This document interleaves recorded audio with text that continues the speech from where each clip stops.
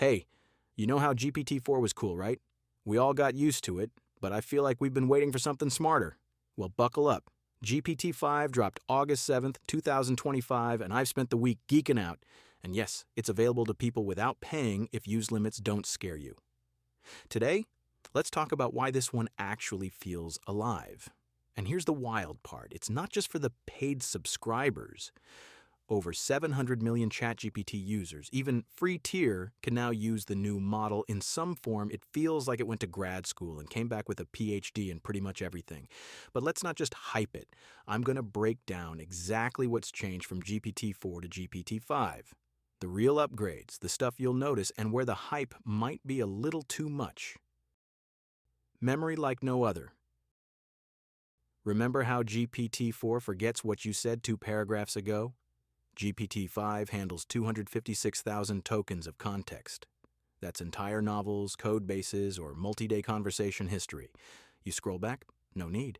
It's like talking to a friend who remembers everything you've ever said. Fewer mistakes, more admits. GPT-4 made stuff up like it was auditioning for a conspiracy podcast.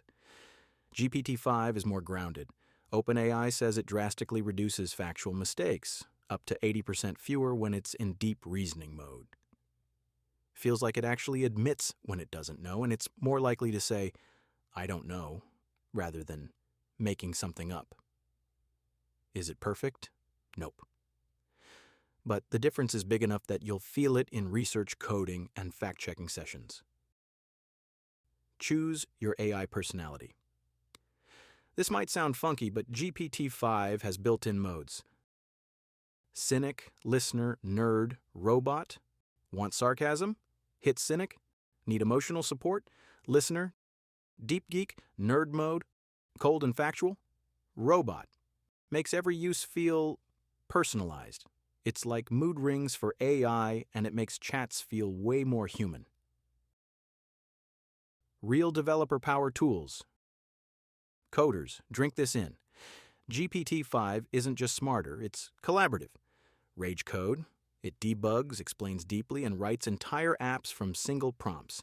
It also integrates tool calling more smoothly, meaning it can hit APIs mid-conversation without breaking flow. Everywhere you are.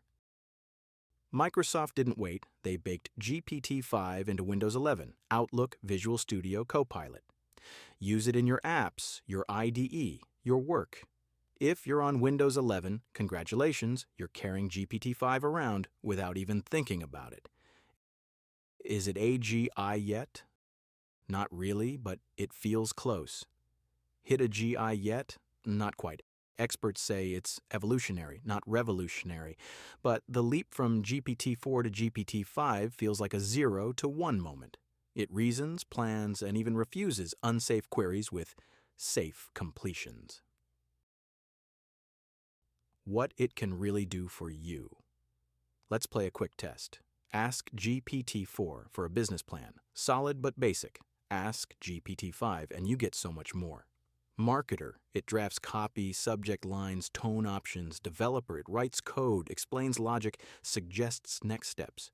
Writer, it edits, formats, adds jokes.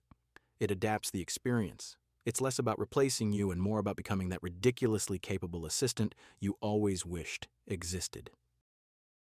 Mixed reviews. Not everyone's thrilled.